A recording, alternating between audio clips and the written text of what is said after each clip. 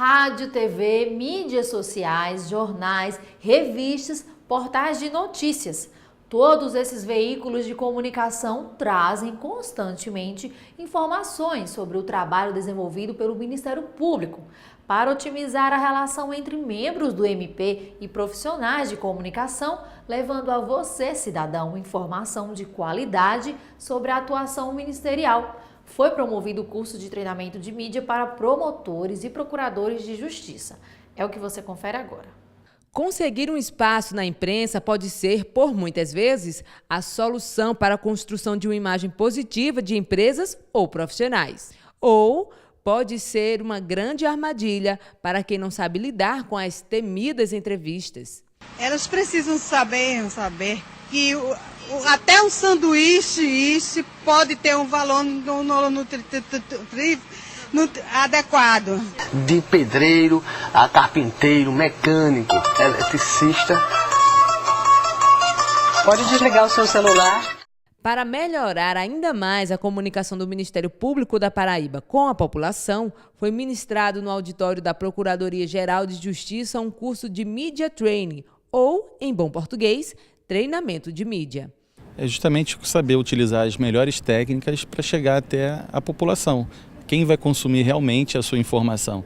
Então, as técnicas de um discurso bem construído, uso adequado da linguagem, a postura, a linguagem corporal, o tipo de vestimenta, tudo isso que parece ser trivial na nossa rotina, é muito importante na hora de você se comunicar com as pessoas. O evento foi organizado pelo Centro de Estudos e Aperfeiçoamento Funcional do MPPB, em parceria com a Assessoria de Comunicação do órgão. Principalmente quando se presta alguma entrevista, esse serviço de comunicação do que está acontecendo, o que é que o Ministério Público investiga e colocar a sociedade a par de tudo que acontece, é necessário que a gente faça da melhor forma. Então, por isso a razão desta capacitação. Esse curso foi para membros do Ministério Público, promotores e procuradores, mas hoje, tanto pela necessidade, alguns promotores solicitaram a participação de seus assessores e foi liberado para que isso aconteça. O curso foi ministrado pelo consultor em comunicação Fábio Guzmão, atual editor online do Jornal Extra. Nós temos uma parte teórica, na parte da manhã, e na parte da tarde nós apresentamos alguns vídeos com alguns indicativos de bons exemplos ou maus exemplos, e depois parte para uma simulação, seja na parte de entrevista de vídeo, como também coletiva, enfim, a gente coloca o pessoal à prova aí para saber como eles podem se comportar melhor e ver também como está o nível de cada um. Mas, assim, é uma simulação, é um contato maior com aquilo que eles vão praticar no seu dia a dia.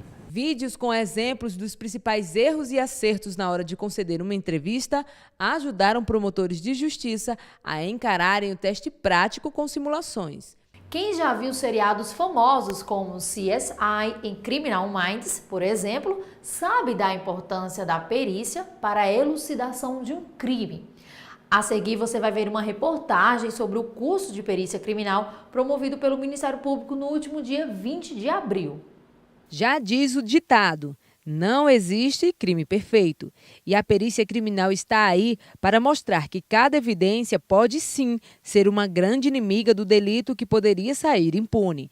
Por isso, cada detalhe deve ser levado em consideração na hora da investigação de um crime. A perícia ela é fundamental na elucidação de crimes porque ela, quando produz prova, ela não é parte com ninguém. Ela busca a verdade através da ciência. Então, onde ocorrem situações de natureza criminal, crimes de modo geral, a perícia participa buscando evidências que vão poder determinar uma autoria, que vão poder determinar como aconteceu aquele fato.